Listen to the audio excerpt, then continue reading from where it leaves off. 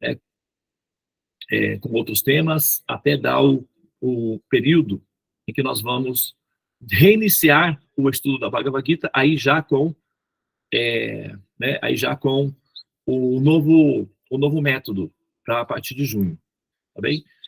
Então vamos lá, pessoal. Deixa eu só... Olha só.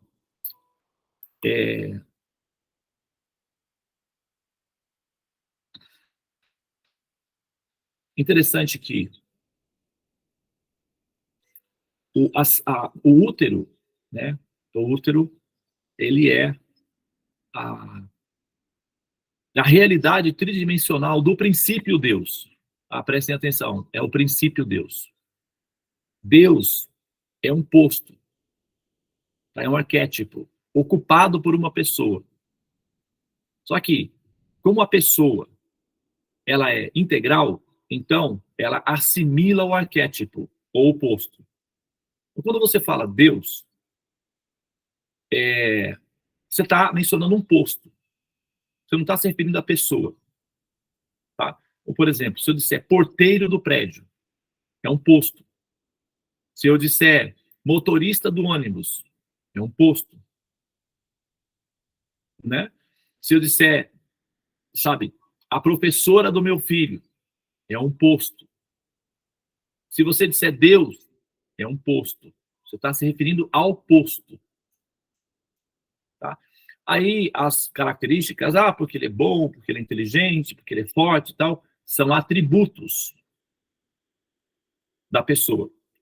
Agora, tem um ser, uma pessoa que ocupa o posto do porteiro, tem uma pessoa que ocupa o posto do motorista de táxi ou da professora do seu filho, do diretor da empresa onde você trabalha. Tem uma pessoa que ocupa o posto. No caso do Supremo, o posto é vitalício. Ele está no posto já faz muito tempo e parece que vai permanecer ali, posicionado. Posto vitalício. Cadeira cativa, né? Cátedra, alguma coisa assim. É um posto permanente.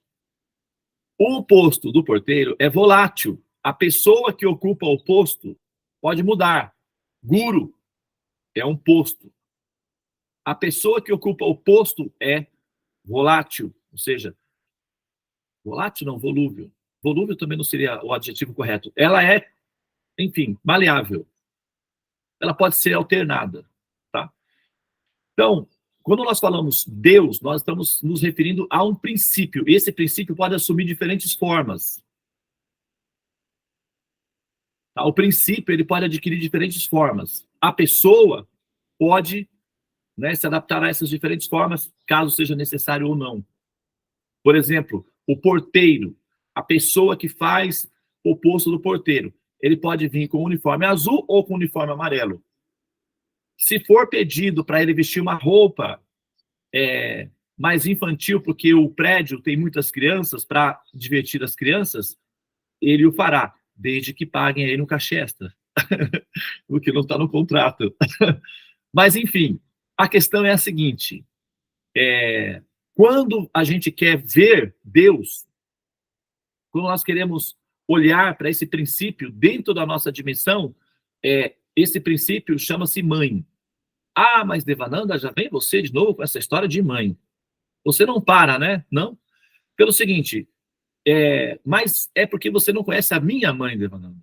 Uma vez eu fui dar uma palestra para psicólogas, 27 psicólogas, formatura. Aí elas queriam saber da posição védica e tal. Aí eu fui lá dar a palestra. E fui e apresentei o conceito de mãe, como representação do que há de mais evoluído no planeta, na Terra. Né? E uma delas, no final, disse, pois eu não concordo com nada de que você falou. Pois não. Seria muito interessante conhecer a variante, né, da sua posição. Ela falou, é muito simples. Você falou tudo isso daí é porque você não conhece a minha mãe. Se você conhecesse a minha mãe, você não falaria nada do que você falou aí. Mas aí o que acontece é o seguinte, eu estou falando do princípio.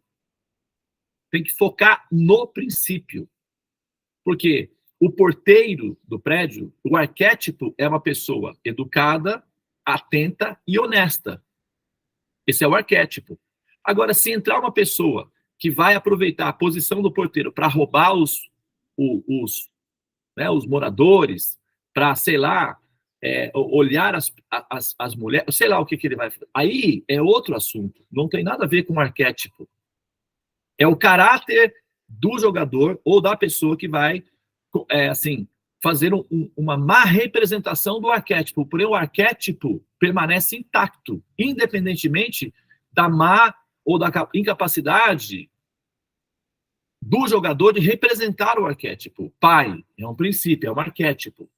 O pai pode ser violento, ele pode ser negligente, abandonador, ou ele pode ser maternal, dedicado, presente. Vai depender da qualidade do jogador. Tá? Então, caso haja, né, em você uma experiência negativa com a sua mãe em particular, transcenda o aspecto local, supere a sua relação local e olhe para um princípio superior que é transcendente, que é um princípio Deus, mãe. Quando você fala mãe ou fala Deus, esses dois adjetivos são sinônimos entre si, eles não são diferentes. O arquétipo, eles são da mesma categoria. Mãe e Deus são iguais, no princípio. Tá? Se você trazer para o seu campo particular, para a sua experiência local, daí você se perde na ilusão, no ego, no ressentimento, amargura, né? No vitimismo. Tudo bem que tem mães que são narcisistas, mães que são assassinas, mães que matam. Tem mães assim. Mas nós estamos falando do princípio, tá, pessoal? Só para deixar bem claro que eu não sou ingênuo. Tem algumas terapias que pressionam os pacientes a amarem mães que são prejudiciais, que são realmente tóxicas e prejudiciais, ou a amarem pais que são violentos ou até abusadores sexuais. Eu sei que tem terapias que vão para essa direção. Não é o nosso caso aqui. Tá? Você não é obrigado a amar uma pessoa que te faz mal, que é tóxica, desde que a sua posição seja honesta e não meramente vitimista. Então, essa pessoa, ela deve ser amada como? À distância. E como ela deve ser amada? Você deve orar a Deus para que ela tenha força para suportar a pressão do karma que ela vai receber por ter feito mau uso do livre-arbítrio e do poder que ela tinha na posição de pai ou de mãe. Assim é o amor. Para que ela tenha força suficiente para suportar todas as reações kármicas que ela vai sofrer. Assim você ama uma pessoa tóxica e violenta. À distância e dando a ela força para que ela suporte o que ela vai receber como consequência e entrega que a justiça divina vai dar conta. É assim que você lida com pessoas que são perniciosas para a sua vida. Lembre-se de ser honesto na sua abordagem. Não seja vitimista, porque também não cola. Tá? Agora, fora todos esses, né, essa problemática, vamos imaginar que nós estamos diante de um princípio autêntico, completo e com Dharma adorável ou honrável, que foi o caso da Dona Eunice, a mãe da Tulasi. Então, nós temos aí um princípio de um arquétipo natural. Ou seja, que um jogador que cumpriu o Dharma. Tá? O Dharma dos pais é dar segurança aos filhos, e independentemente de qual seja a função, psicológica, espiritual ou material, chamada, né? o pragmatismo da vida. Esse é o Dharma dos pais. Agora, fora esse Dharma dos pais, a mãe tem um Dharma extra, porque ela é o representante mais próximo de Deus. Ela é o ser mais indicado para falar em nome de Deus. Porque ela transporta consigo um representante de Deus, que é o útero. Né? Quando a gente olha os bebezinhos assim, ontem a Joana, que, né, alguns anos, acho que 2 anos, um ou 2 anos atrás, uns 2 anos atrás, ela fez um mapa comigo. E aí, agora ela se casou e tem um bebezinho, mandou a foto do bebezinho, né, um menininho lindo lá. E aí, quando você olha para aquela coisinha, o bebezinho, né, seu filhinho, o bebezinho, o seu netinho, aquela coisinha linda, e aí, como é que fica? Né? Como é que pode um ser completinho sair de dentro do outro sem que a pessoa não tenha colocado nenhuma pecinha, só tenha oferecido a matéria-prima? Isso é incrível. É simplesmente fantástico. É imensamente fantástico. É maravilhoso, é encantador, é de derreter, é de chorar. Eu, particularmente, chorei muitas vezes assistindo aquele vídeo da concepção, que é o vídeo anterior ao que nós estamos, a formação do bebê. Eu fui um pai muito feliz, realizado. Eu convivi com os meus filhos, vivenciei a experiência integralmente, né? Eles estão já entrando na fase adulta agora, mas eu aproveitei muito bem a minha experiência de pai, convivendo com eles e participando de todos os momentos da vida deles. Então, a experiência foi muito íntima e integral, né? Está sendo. Então, quando nós olhamos os nossos filhos, ou os nossos netos, os bebês, nós ficamos encantados, encanta a todos. Por que nós ficamos encantados? Porque é uma arte encantadora. É uma arte muito completa. O artista supremo. E quando esse artista supremo, ele faz uma simbiose com a alma, ele se transforma no útero. O pincel do artista, né, é valioso tanto quanto o artista. Se você pegar um pincel que foi usado pelo Leonardo da Vinci, é como se fosse ele. Vai valer milhões. Entende? Então, um bebê, o útero é o pincel do artista. O bebê é a arte final desse artista. E isso é extremamente lindo. Então, quando um ser, ele cumpre o Dharma, e esse Dharma, ele é integral, ele produz filhos divinos. Filhos divinos. E isso não significa necessariamente religioso. Que tem uma religião, que pratica uma religião, não é isso. Filhos divinos são seres benéficos, altruístas, livres da avareza. Esses são filhos divinos. Ah, mas Devananda, mas você é um devoto Vaishnava, e eu conheço fulano tal, que ele come carne, e aí, como é que fica? Ele é divino? Hábitos humanos são aprendíveis facilmente de serem superados. Quantos de nós aqui não superamos esse hábito na sala? Alguns ainda estão em fase de superação, estão se adaptando a essa realidade de futuro, essa realidade superior, essa realidade mais elevada, que é a prática integral do estado do ahimsa, da não violência. É um hábito, se aprende com outro. Os hábitos humanos são substituíveis, porém, a natureza interna da alma, ela é uma conquista muito difícil de ser conseguida e com muito esforço. Porém, se você tem a boa fortuna, o bom karma de nascer num útero, por um útero, através de um útero, de uma mãe auspiciosa e dármica, você adquire essa tonalidade por osmose.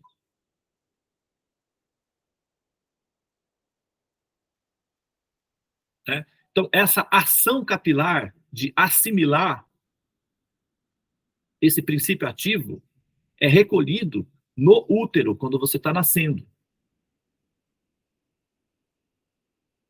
Então, esse ser sai qualificado, divino. Hábitos superiores são adquiridos com aprendizagem pragmática, é uma coisa muito simples, é só rápido se aprende. Porém, qualidades divinas são adquiridas por osmose, por associação. Né? Existem muitas histórias nos Vedas de homens extremamente violentos, de natureza assúrica, contrária à natureza deva ou dévica, que tiveram filhos divinos, filhos grandes devotos do Senhor Supremo. Um deles, um famoso, que vocês ainda não conhecem, muitos de vocês não conhecem, mas virão a conhecer, a partir desse ano agora, que vai entrar, nós vamos, pro ano que vem, todas as datas comemorativas, nós vamos explicar integralmente para vocês conhecerem todo o calendário hindu e também Vaishnava, todos os detalhes. E tem uma história nos Puranas de um avatar de Vishnu chamado Nrsimhadeva, que é uma forma híbrida para lilas, ou seja, para uma forma teatral do Senhor Vishnu, que é metade homem, metade leão. É um teatro. Então ele assume uma forma teatral, metade homem, metade leão, para executar um drama. E nessa história tem um menino de 5 anos de idade chamado Pralada. Esse menino, ele nasceu filho de um asura, uma pessoa muito violenta, chamada Hiranyakashipu. Ele era asura. O pai era, vamos colocar para facilitar o entendimento, demoníaco. Não diabólico. Diabólico e demoníaco é diferente, tá? Até na nossa linguagem é diferente. Diabólico está relacionado com satanismo, com essa coisa toda aí, que o pessoal, né, aí fala, nesse sentido. E demoníaco só significa que a palavra demon, na verdade, significa a população, né? Daí que vem democracia. Então, demoníaco. Vem do folclore popular, da maluquice do povo. Vamos colocar assim. Então, o que o povo faz de errado, ou ruim, pernicioso, tem essa característica. Então, esse Pralada nasceu de um pai assim. O pai era assim. Porém, a mãe, ela era uma devota pura, ou uma devota dedicada do Senhor Vishnu. E ela abrigou a semente do pai. Embora a semente tenha vindo do pai, amadureceu no útero da mãe. É o útero que dá a forma da personalidade do ser. O óvulo feminino não é o espermatozoide que consegue romper a membranazinha protetora do óvulo. Não é assim. É o óvulo feminino que permite com que o espermatozoide possa entrar. É o óvulo que decide qual deles vai entrar. Isso já se sabe hoje. Antes a gente pensava que era uma pressão, mas não é. Ele só é selecionado. Então, o útero feminino, ele faz a seleção. Então, aqueles de nós que tiveram o bom karma, que tiveram saldos piedosos, realizados em vidas passadas, para terem nascido num útero de uma mãe divina. E o que é uma mãe divina? Aquela que ensina você a ser um ser justo, honesto, de caráter e relacionado com o Criador. Ou pelo menos que tenha o interesse inicial de compreender o Criador. Porque se você tem o interesse inicial de compreender o Criador, os seus maus hábitos serão superados com o tempo, com certeza. Então, toda mãe divina é uma sacerdotisa por excelência, inevitavelmente. É claro que, dependendo dos mestres que ela tem, ou dos mestres com os quais ela se associa, ou das fontes por onde ela se alimenta, ela pode melhorar as técnicas dela, aperfeiçoar a técnica como sacerdotisa. Mas toda mãe é o mestre espiritual perfeito para seus filhos. Por quê? Algumas mães não conseguem ser, porém o arquétipo permite que todas possam ser. Pode-se acessar esse direito ou não. Agora, por quê? Na astrologia, é assim. Deixa eu ver se vocês... Ah, não, porque a câmera está ruim. Olha... Dá para ver, Devanão? Dá para ver aí? Sim. Sim, dá para ver. Tá apagado, né? Ó, aqui, esse ponto aqui... Ó, achei um pontinho aqui. Ó. Esse ponto aqui é o signo de Câncer. É regido pela Lua. Né? É regido pela Lua, é um signo de água, é o elemento água. Por que nós valorizamos o elemento água? Porque esse signo é a casa 4 do zodíaco natural. 1 a cabeça, 2 a boca, 3 a garganta, 4 aqui, é o peito. É por onde nós nos nutrimos, através do seio da mãe, onde está o leite. É líquido. Esse signo é um signo de água, é o elemento água. É o primeiro signo onde se dá um fenômeno místico chamado Gandanta, que é um portal dimensional dentro do mapa. Que se o jogador, ou seja, aquele que está dentro do mapa, no cubo, se ele tiver a configuração correta, ele aciona esse Gandanta e ele então pode se transportar de uma dimensão para outra, usando o próprio mapa para fazer. Tem umas técnicas que ensinam como fazer isso. Mas esse signo é um signo de liberação, onde o ser se libera. E é o signo regido pela Lua. A Lua representa a mãe. E o planeta Júpiter, que significa o mestre, aquele que ensina, aquele que é respeitável, ele fica exaltado, enaltecido, grandioso, apoteótico. Ele alcança o seu ápice de perfeição quando ele está no signo de Câncer. Ele se exalta no signo de Câncer. E por que ele se exalta no signo de Câncer? Quando uma pessoa tem sabedoria e, ao mesmo tempo, amor de mãe, ele se torna um mestre perfeito. Então, o que a gente deduz daí? Que se uma mãe tem sabedoria, ela é o mestre perfeito. Porque ela já tem com ela um princípio, compaixão. Ela ama os filhos. O arquétipo dela é completamente rendição aos filhos. Então, ela ama os filhos. E ela está predisposta a dar a própria vida pelos filhos.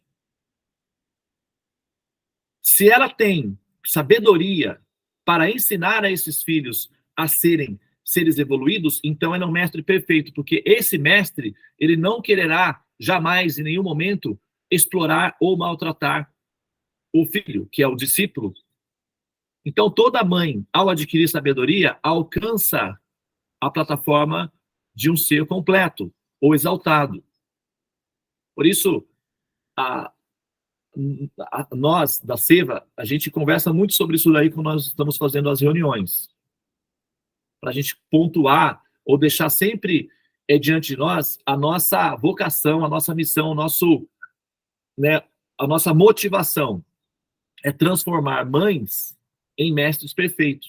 Porque elas já nascem com a prerrogativa mais difícil de ser alcançada, que é a compaixão. Todo o homem que se torna mestre perfeito, ele fica perfeito quando ele adquire amor de mãe. Porque com amor de mãe, por exemplo, mesmo que seja um homem, ele não vai ficar desejando as discípulas, flertando com as mulheres. Ele vai olhá-las como filhas. Ele vai ter amor por elas. E vai vê-las como filhas. Então ele vai ter ternura, vai ter amor, vai ter sentimentos puros em relação às discípulas, às aprendizes. Ele não vai ficar flertando e mandando mensagens em particular e fazendo coisas que Ele vai ter amor de mãe. É muito simples. Não tem muito que para onde ir. Né? É como um pai que tem amor pela filha. Amor de pai, que é amor de mãe. Então, quando o homem fica perfeito no seu estado emocional, ele vira uma mãe. Ele mantém a natureza masculina. Mas, ao mesmo tempo, ele fica maternal. Ele fica perfeito. E se ele tem sabedoria, aí ele é o mestre. É o libertador dos filhos. Porém, é muito mais fácil convencer uma mãe de adquirir sabedoria que um homem de se transformar numa mãe, devido à natureza da violência e da dificuldade técnica biológica que ele tem, porque ele aprendeu durante 50 mil anos que ele tinha que matar, porque assim era a caça. Então ele foi durante 50 mil anos treinado para matar. Depois de 50 mil anos de pressão biológica aprendendo a matar, saindo para caçar, ele ficou um pouco lesado, violento. Então, para esse ser, o masculino, superar essa natureza biológica, ancestral, neandertal de violência, é mais difícil. Ele tem que se esforçar muito. É possível, claro, mas requer uma boa vontade fora do comum. Ao passo que, para as mães, elas já têm esse princípio elaborado, que é a compaixão. A parte mais difícil elas já não têm como. O que elas precisam? Sabedoria. Isso é algo que se aprende com muita facilidade. É só ter boa vontade, um pouco de tolerância para ouvir o mestre, no caso, né? E aprender. Mas é só uma questão de boa vontade. Então, as mães, elas são os mestres perfeitos quando têm sabedoria. E quando elas não têm sabedoria, elas são mestres. Se elas têm moralidade e amor e relação de cortesia, né, com o Criador. Então, pessoal, estou falando isso hoje porque nós estamos homenageando uma mãe dármica que cumpriu o Dharma. E qual é o benefício para uma mãe que cumpre o Dharma? Bom, essa mãe é o libertador de um grupo. Esse ser, ele produziu seres humanos que são altruístas, ou seja, cooperadores com a sociedade humana. Isso é piedade. Nas escrituras védicas, informa-se que um pai dharmica e uma mãe dharmica, quando eles cumprem o Dharma, para eles está garantido, não é uma questão de aceitar ou não. Depois a pessoa decide se vai querer ou não. Mas é compulsório o nascimento nos planetas celestiais. É compulsório, não tem mais nascimento humano.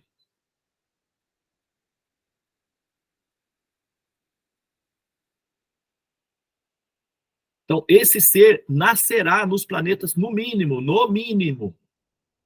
nos planetas celestiais. É como, por exemplo, imagina que você passa no concurso para o Banco do Brasil. Se você entra no concurso do Banco do Brasil, no mínimo, para você servir o cafezinho, o seu salário será muito bom. Só para servir o cafezinho. O mínimo.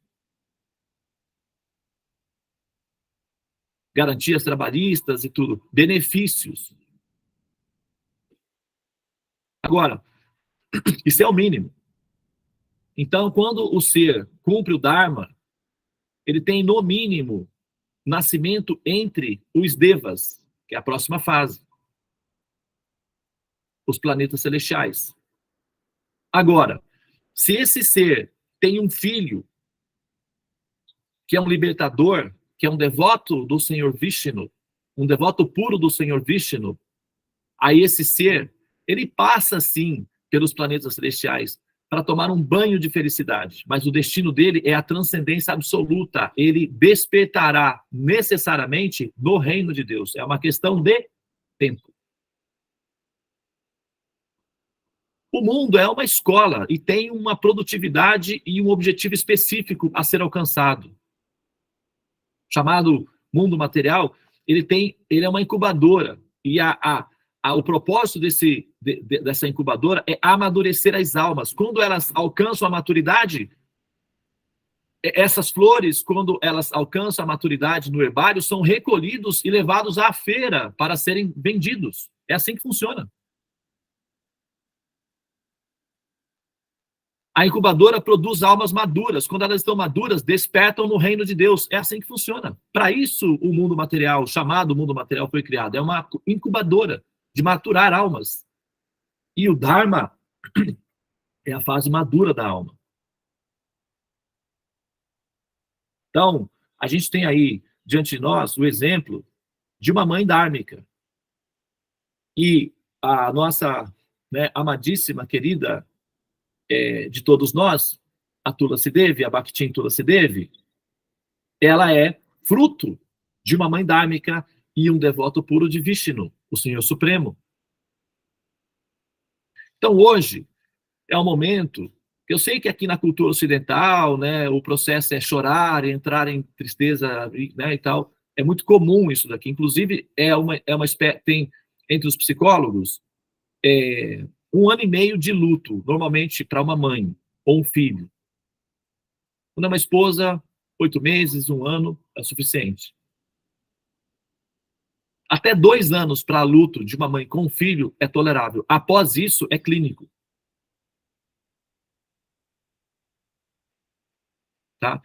Então, nos países védicos, nos lugares onde predomina a cultura védica, esse luto é de apenas 11 dias. Que é onde a gente faz a cerimônia final da transcendência do ser. Mas os rituais védicos de passagem, eles são regados de cantos de mantras, músicas festivas e alegria. Por quê? Porque o ser ascendeu aos celestiais, então ela foi emancipada. É como quando uma família comemora quando um filho passa num concurso público ou é contratado por uma empresa importante ou, sei lá, ganha um campeonato de futebol, alguma coisa assim. Por exemplo, recentemente nós tivemos a experiência, né? A minha filha, ela, né, novamente, aí falando da filha aí, ó, ela já falou para mim: ô pai, você pode parar de ficar fazendo fofoca de mim? É porque não dá, né? A gente fica feliz, não tem jeito. Então, ela foi contratada pela Emirates, é uma empresa difícil de ser contratada, ela conseguiu, a danadinha foi lá e conseguiu. Então, a família toda comemorou a emancipação dela. Entende? É uma alegria. A gente não ficou triste, nós ficamos felizes. Então, quando a alma ela transcende, ela se liberta do corpo e quando ela é dármica e o campo ao redor está favorável, ela então ascende aos céus. Esse momento de ascensão aos céus não é um momento de tristeza. As pessoas aqui no Ocidente, elas ficam tristes porque uma das principais preocupações da pessoa ocidental é virar um anjo. Sério, por incrível que pareça, porque os anjos são eunucos. Não têm relacionamentos familiares. Eles são uma família entre si, mas essa relação de mãe e filho parece que se dissolve. E uma mãe se apavora de pensar que ela vai ser dissolvida por completo no seu arquétipo de mãe. Então, internamente, secretamente, ela mantém um receio. Tem vários casos porque eu faço pesquisas com mães, né? De mães religiosas, esse é um dos medos delas. Então, elas resistem. E aí, no caso, quando falece alguém, aí vem a tristeza, aí tem as questões também dos, né, os infernos, os umbrais e tal, então elas ficam com muito medo, receio, e aí choram muito. Porém, né, os candidatos à liberação que estão inseridos no programa de liberação da cultura védica não têm essa prerrogativa. Eles são ascendidos aos céus. Então é um momento em que respeita-se o luto, que é um luto normal, da separação, das saudades que deixa, porque deixa umas saudades muito gostosas, aqueles que amam, né? Sentem saudades. Mas a tolerância de luto é de 11 dias.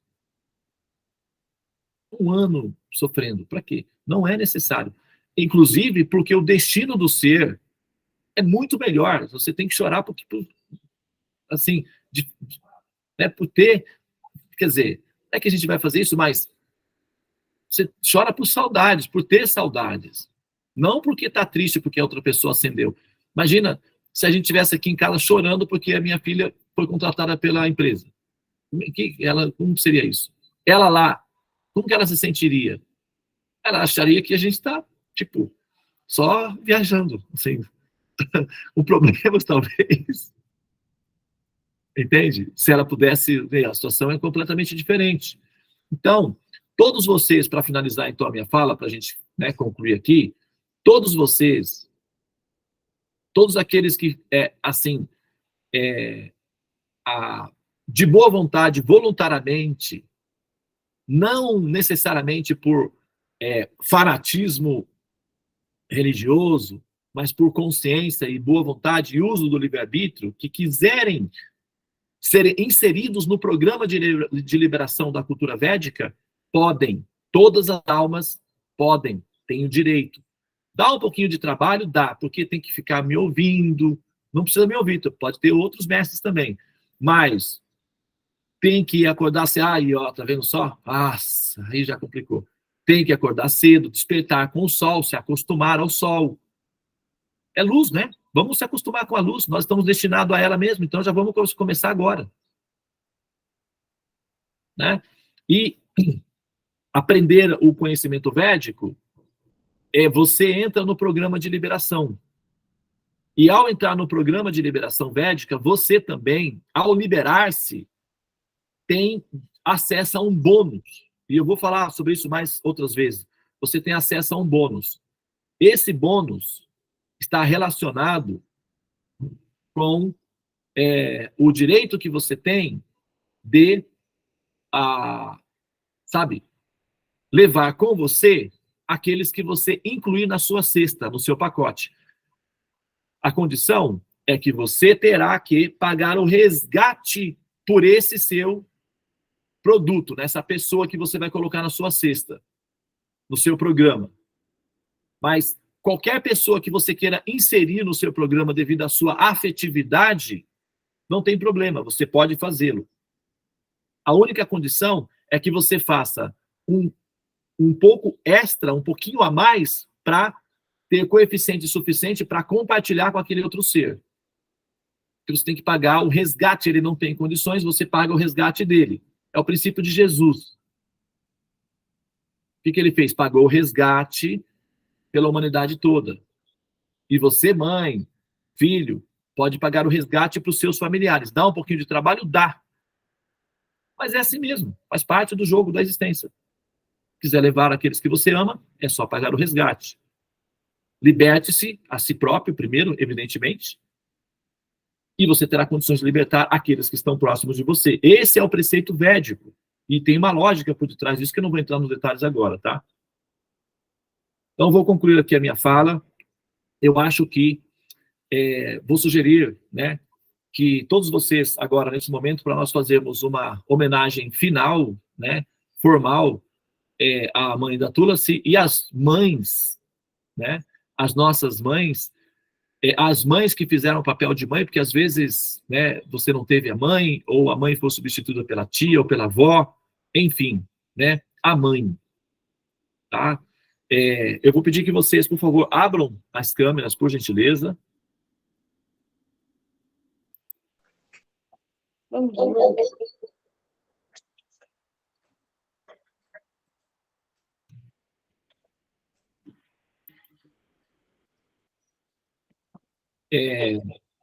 Mantenham. Pode desligar o telefone da rádio, viu, David?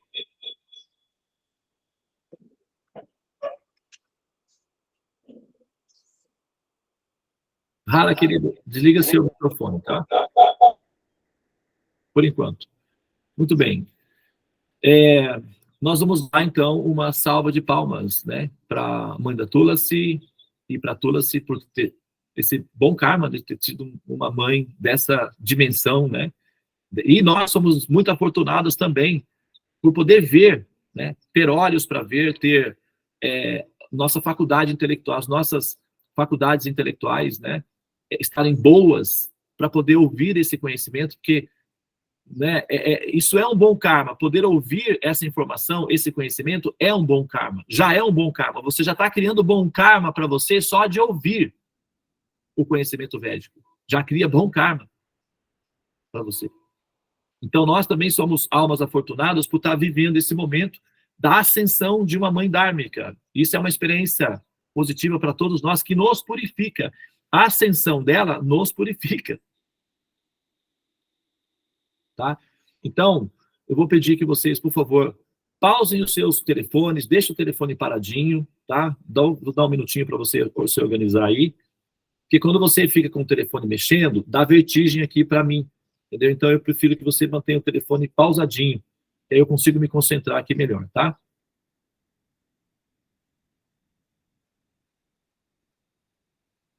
Ok? Muito bem. Então, eu vou pedir que agora a gente faça, por favor, um minuto de silêncio. Feche os olhos. 4 pranayamas profundos.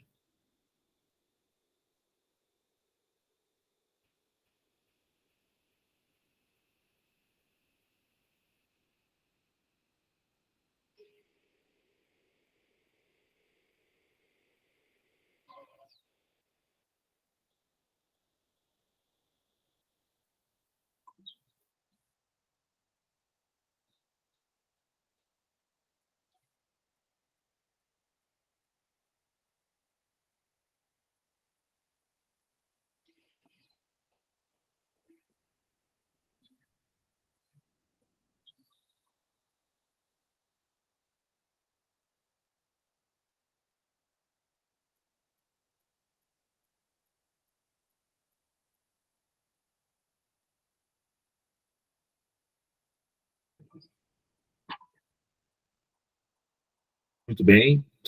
Abra os olhos, por favor. Beba da sua água sagrada.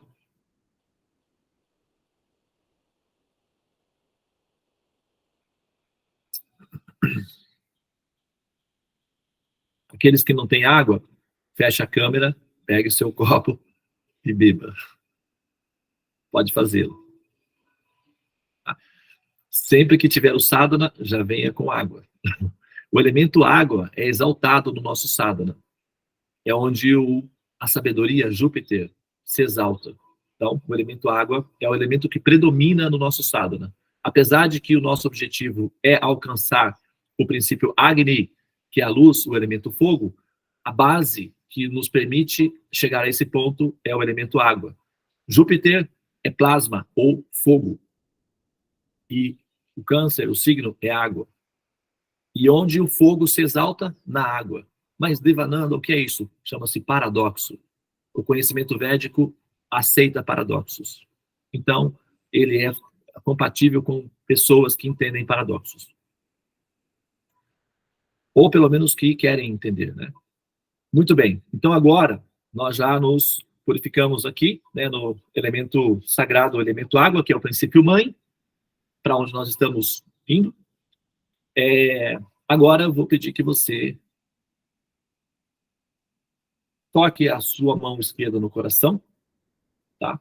A mão direita na forma de bênçãos. E nós vamos, então, agora, em homenagem a Dona Eunice e a nossa querida Tulasi Puja, a Tulasi Devi, a Bhaktin Tulasi, nós vamos, então, entoar 8 Mahamantras, tá? Aí, sim, agora você pode abrir, tá, o seu microfone para a gente poder fazer esse movimento aí, tá bom?